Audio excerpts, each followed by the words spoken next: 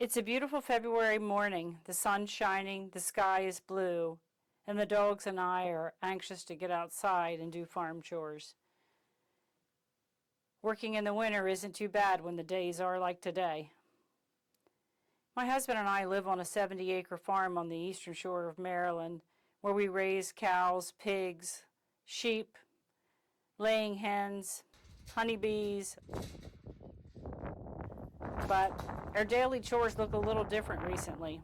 We have a 2-month-old calf whose mom passed away when the calf was only 4 weeks old. So now it is up to us to feed her 3 times a day. We mix about 2 quarts of formula each time. One benefit to having a bottle baby is the fact that she gets used to being handled. And hopefully someday Eve will either be a dairy cow for us or for someone else.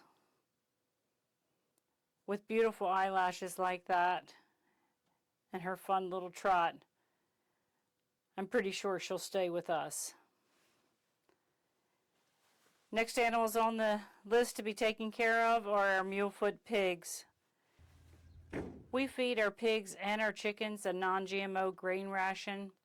I'm very fortunate to live within an hour of an Amish mill. They load the bags into the trailer for me, so the only time I ever need to handle the 50-pound bags is when it's time to feed the animals. I can tell you, the older I get, the heavier 50 pounds is, so I'm glad that I only have to handle the bag once. We've raised mulefoot pigs for over a decade. The meat, fat, and temperament are very reminiscent of the pigs that I grew up with on our family farm. They're currently living in their winter pasture.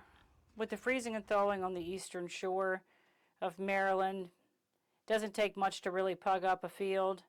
So 3 months out of a year, they live in this paddock, and as soon as the weather breaks, they'll be moved to the woods. That's where they really want to be, and that's where I want them. But I wouldn't want to see the damage that they would cause through the winter in a wooded lot. Next on my list is taking care of the sheep. And I'll tell you, my heart skipped a beat when I saw this little lamb laying flat as a pancake. But thankfully she was just soaking up the winter sun also. The ewe isn't too sure about me handling the baby, but this ewe was born here on the farm and is pretty used to us. When our ewes give birth to baby lambs, we try to separate them for anywhere from 24 to 48 hours.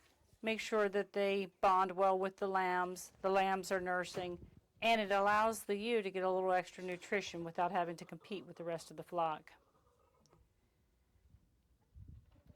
I like a really nice mineral. We use a Fertrell mineral base that has lots of sea kelp in it, and our animals have responded very well. That little shake of the lamb's tail usually means that they're getting a drink.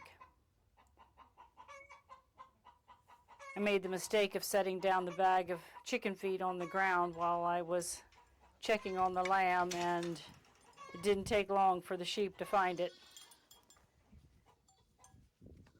We have close to 25 ewes that are going to lamb hopefully any day now, so things are getting ready to get really busy.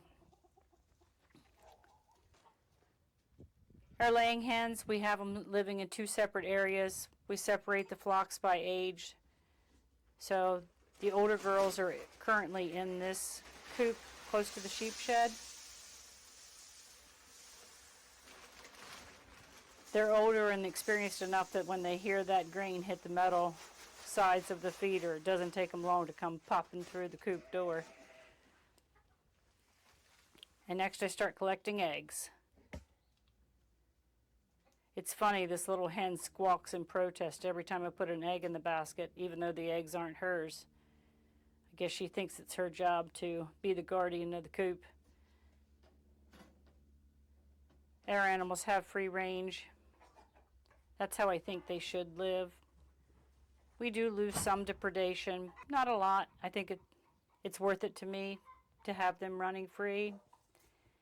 If the predation got too heavy, I certainly would lock them up for a while. With the longer daylight hours, the egg production certainly is picking up. We sell our meats and eggs direct to the consumer from our farm store. And it's nice to have fresh eggs back in the fridge. Our second coop, my husband built on a farm body wagon. This is our younger girls. I recently purchased them as pullets. They were probably brought to the farm maybe 3 weeks ago. The gentleman that had them kept them locked up in a pretty tight coop. And they seem very enthusiastic to have access to pasture and fresh air and run around, scratch and peck. Pretty comical to watch a bird get used to being outside. It really makes me sad to see something locked up in a small area. Happy hens lay better eggs, I think.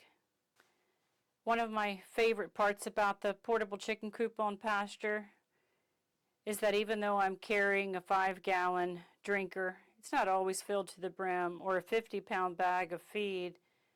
The steps that we put on this coop are very sturdy.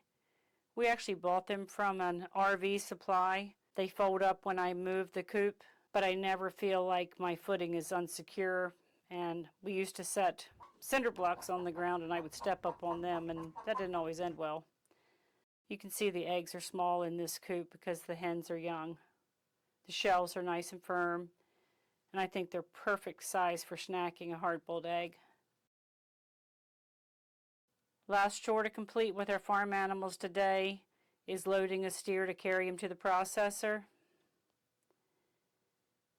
My husband has modified the forks on the front of his tractor so that he can maneuver the trailer into tight spots.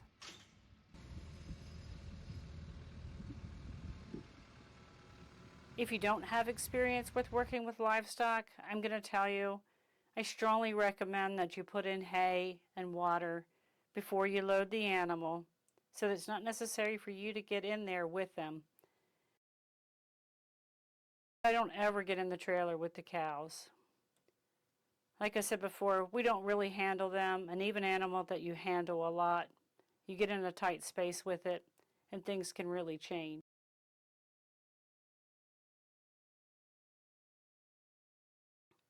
Going out to collect the herd, Rosie, my trusty companion, an Australian shepherd with instincts that are incredible, goes out to help me. We recently reintroduced the bull back into the herd, and some of the cows are in heat, and I'm happy to have her by my side. When we get up close to the sorting pen, I do remove Rosie. I put her on a leash and walk her out. I don't want her getting trampled. So as she matures, maybe she can stay in there, but right now, in order to keep her safe, I do take her out.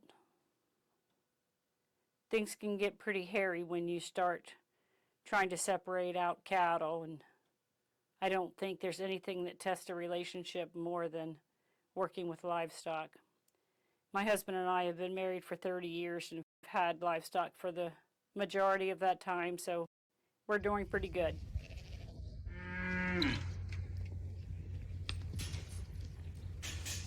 I like to cut out 3 or 4 cows at once. Trying to move one single cow doesn't always go well, and I want to get that bull back out into the rest of the pasture so I'm not constantly looking over my shoulders. I think the Randalls are a pretty docile breed, but when you get them all bunched up in a tight area, things can get pretty silly. There's always one that zigs when he should have zagged. I have to take the pressure off of him a little bit so that he'll go towards the gate. All in all, the day went really well. No one got hurt, and the steer's in the trailer. I'm hoping to share my experiences. It's a lifestyle that I've had the pleasure of enjoying since a child, and I hope you enjoy it as well.